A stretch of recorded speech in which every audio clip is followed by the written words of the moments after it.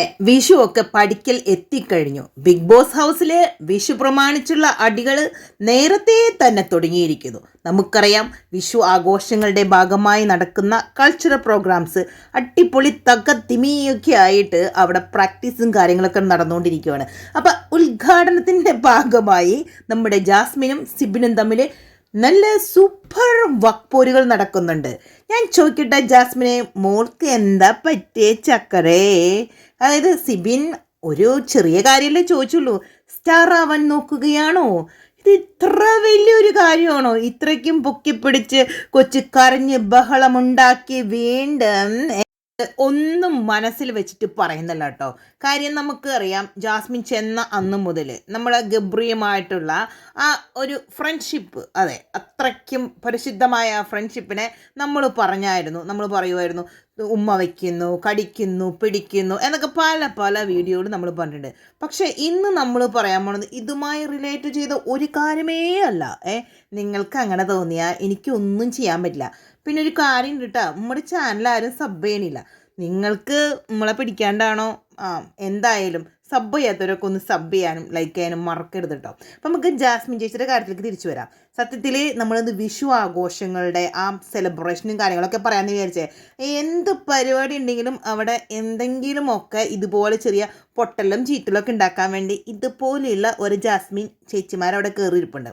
അപ്പം ജാസ്മിൻ ചേച്ചി കരഞ്ഞ് പ്രശ്നം ഉണ്ടാക്കി ആ ഒരു ഒറ്റ വാക്ക് മതിയായിരുന്നു നമ്മുടെ അത്രയ്ക്കും സ്ട്രോങ് ആണെന്നും പറഞ്ഞുകൊണ്ട് ബിഗ് ബോസിലേക്ക് ലാൻഡ് ചെയ്ത നമ്മുടെ ജാസ്മിൻ കൊച്ചിനെ നമുക്കൊന്ന് പ്രൊവോക്ക് ചെയ്യാനായിട്ട്. വെറും സിമ്പിള് അല്ലേ? അതായത് സിബിൻ വെറും ഒരു വാക്ക് പറഞ്ഞപ്പോഴേക്കും പൊട്ടിക്കരഞ്ഞ് ഗബ്രിയോടും റസ്മിനോടും അങ്ങനെ കുറേ കണ്ടസ്റ്റൻസിനോടൊക്കെ ഒച്ചയെടുത്ത് ബഹളം വെച്ച് അവസാനം അത് നമ്മുടെ കൺഫെഷൻ റൂമിലെത്തി എന്ത് മരുന്നാണ് നമ്മുടെ ബിഗ് ബോസ് എണ്ണം കൊടുത്തതെന്നറിയില്ല. ഒരു കുറച്ച് നേരം കഴിഞ്ഞ് കുറച്ച് വെള്ളമൊക്കെ കുടിച്ച് പിന്നെ നമ്മളെ കാണിക്കുന്നില്ല കേട്ടോ. കുറച്ച് നേരം കഴിയുമ്പോൾ കൊച്ച് സെറ്റായി ഹാപ്പിയായി. എനിവേ, നമ്മുടെ കൺഫെഷൻ റൂമിനൊരു പ്രത്യേക കഴിവാണ്.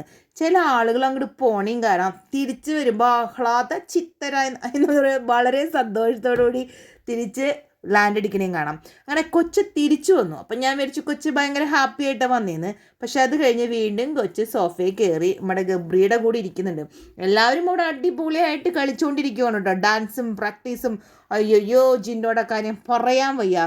ഞാൻ സത്യം പറയുന്നുണ്ടെങ്കിൽ എനിക്ക് വെയിറ്റ് ചെയ്യാൻ പറ്റുന്നില്ല. എനിക്ക് ഉറപ്പാണ് ശ്രീകൃഷ്ണനായിട്ട് ജിൻഡോയായിരിക്കും ലാൻഡ് അടിക്കാൻ പോണേ. അപ്പോൾ ആ ഭാഗങ്ങളൊക്കെ കാണാൻ വേണ്ടി നമ്മൾ ഭയങ്കര കട്ട വെയിറ്റിംഗ് തന്നെയാണ്. അതിൻ്റെ ഇടയ്ക്ക് ഈ വക ചെറിയ ചെറിയ സീനുകൾ പിച്ചി നുള്ളി മാന്തി ആ ഒരു ലെവലിലാണ് ഇപ്പോൾ ബിഗ് ബോസിലെ കാര്യങ്ങൾ. അപ്പോൾ ഈ പ്രാക്ടീസും പരിപാടികളും നടന്നുകൊണ്ടിരിക്കുന്നതിൻ്റെ ഇടയ്ക്ക് തന്നെ ബിഗ് ബോസ് വിളിച്ച് പറയുന്നുണ്ട്, എല്ലാവരും ഒന്ന് ഗാർഡൻ ഏരിയയിൽ പോയി ഇരിക്കണം എന്ന് പറയുന്നുണ്ട്. അപ്പോൾ സിബിൻ ഇതിനെക്കുറിച്ച് എക്സ്പ്ലനേഷനും കാര്യങ്ങളൊക്കെ ആയിട്ട് പൂജയോടും ഇപ്പോൾ നമുക്ക് കാണുകയാണെന്നുണ്ടെങ്കിൽ സായോടും ശരണ്യയുടെ അവിടെ അതുപോലെ തന്നെ നമ്മുടെ അഭിഷേകും ഉണ്ട്.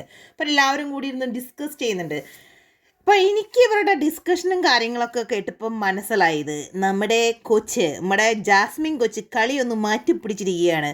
എനിവേ, പണി പാളി 18ൻ്റെ പണി കിട്ടിയെന്ന് കൊച്ചിന് മനസ്സിലായി. നമ്മുടെ അരിയണ്ണനൊക്കെ പോയി, അരിയണ്ണൻ്റെ പേരൊക്കെ മാറ്റിയെന്ന് പറയുന്നുണ്ട്, അത് നമുക്ക് വഴിയേ പറയാം. അപ്പോൾ അരിയണ്ണനൊക്കെ പോയി കൊച്ചിനോട് കാര്യങ്ങൾ പറഞ്ഞു കൊടുത്തപ്പോൾ കൊച്ചിന് കാര്യം സീനൊക്കെ വളരെ മോശമാണെന്ന് മനസ്സിലായി. പിടിച്ച ഗെയിമൊന്നും ശരിയായില്ലെന്ന് മനസ്സിലായപ്പോൾ കൊച്ചി ഇപ്പോൾ ഒരു വേറെ പരിപാടിയാണ് ഏറ്റെടുത്തിരിക്കുന്നത്, വേറെ ഒരു സ്ട്രാറ്റജിയാണ് ഏറ്റെടുത്തിരിക്കുന്നത്. അപ്പോൾ സ്ട്രാറ്റജി എന്ന് തന്നെ പറയാം നമുക്ക്.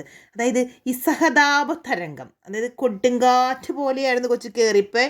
പിന്നീട് കൊച്ചി അത് മാറ്റി നമ്മുടെ ഫ്രണ്ട്ഷിപ്പ് മോഡ്, അതൊരു പ്രത്യേക തരം ഫ്രണ്ട്ഷിപ്പ് മോഡ്, നമ്മൾ സാധാ കാണുന്ന ഫ്രണ്ട്ഷിപ്പ് മോഡ് എന്നല്ല പറയണേ, ഒരു പുതിയ ന്യൂ വേർഷൻ ഓഫ് ഫ്രണ്ട്ഷിപ്പ് നമ്മൾ കണ്ടായിരുന്നു. അതൊക്കെ പിടിച്ചു കഴിഞ്ഞ് പിന്നീടാണ് വീട്ടിൽ നിന്ന് അഥയൊക്കെ വിളിച്ച് നല്ല പരതെറി പറഞ്ഞു എന്നാണ് കൊച്ചി ലൈവിൽ പറഞ്ഞത്.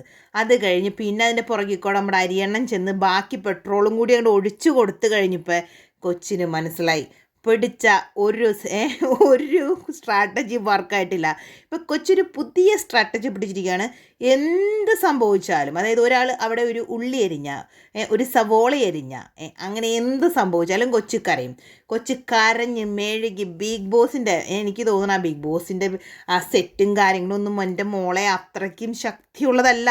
മോളിങ്ങനെ കരഞ്ഞ് അവിടെയുള്ള കാർഡ്ബോർഡുകളോ അല്ലെങ്കിൽ അതിൻ്റെ എന്തെങ്കിലും മെറ്റീരിയൽ ഇളകി വീണ എല്ലാവരുടെയും പണി പാളില്ല മോളെ. ഈ സെറ്റ് പൂട്ടിക്കെട്ടി പോകേണ്ടി വരില്ലേ? ഈ കുട്ടി എന്താണ് ഉദ്ദേശിക്കുന്നതെന്ന് എനിക്ക് ഒരു ഐഡിയയും കിട്ടണില്ല കേട്ടോ. ഈ കൊച്ചിനെയല്ലേ സിബിൻ തെറി പറഞ്ഞത്, എന്തിനാടാ ഗബ്രി നീ മൂലയ്ക്ക് മാറിയിരിക്കുന്നത്, നിനക്ക് ഡാൻസ് കളിക്കണ്ടേ, അല്ലെങ്കിൽ ജാസ്മിൻ കളിച്ചാൽ മാത്രമേ നീയും കളിക്കത്തുള്ളൂ. അങ്ങനെയൊക്കെ എനിക്ക് സത്യം പറഞ്ഞാൽ ചൊറിഞ്ഞ് ചോദിക്കാൻ തോന്നുന്നു കേട്ടോ.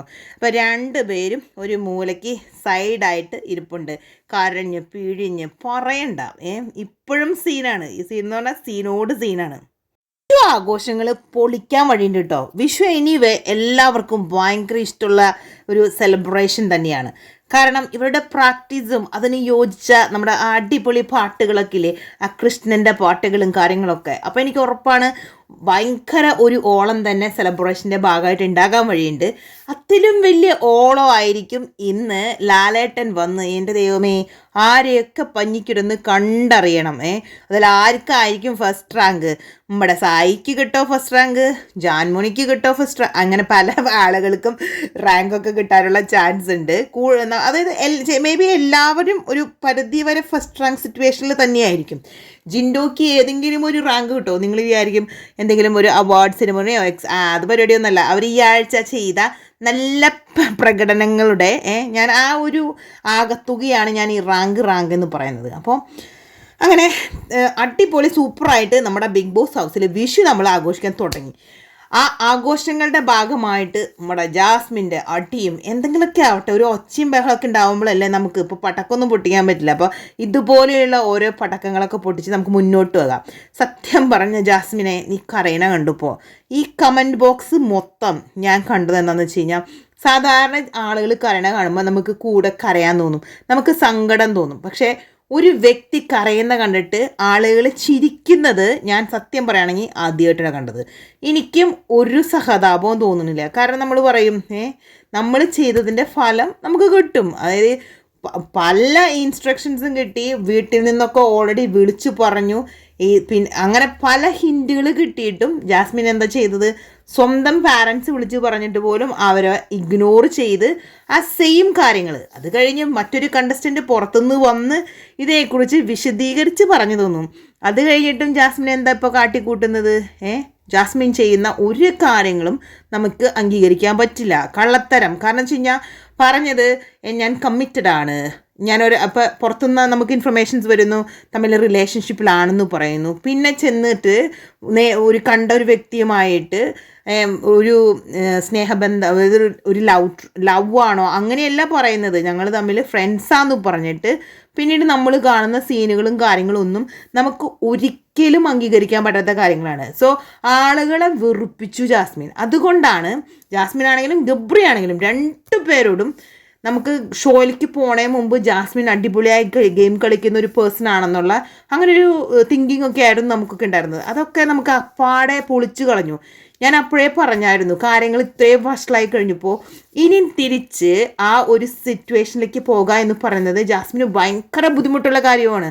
ഇനിയിപ്പോൾ ജാസ്മിൻ എന്ത് കാട്ടിക്കൂട്ടിയാലും ഇപ്പം ഞാൻ ഈ വീഡിയോ പറയണ പോലെ ചുമ്മാ ന്യായീകരണങ്ങൾക്ക് വേണ്ടി അല്ലെങ്കിൽ സ്വയം വെള്ള പൂശാൻ വേണ്ടി ചെയ്യുന്ന കാര്യങ്ങളായിട്ടേ ജനങ്ങൾ പറയത്തുള്ളൂ. സ്വന്തം വീട്ടുകാർ പറഞ്ഞിട്ട് പോലും നന്നാകാതെ ഇപ്പം കിടന്ന് കരഞ്ഞിട്ട് ഒരു കാര്യമില്ല.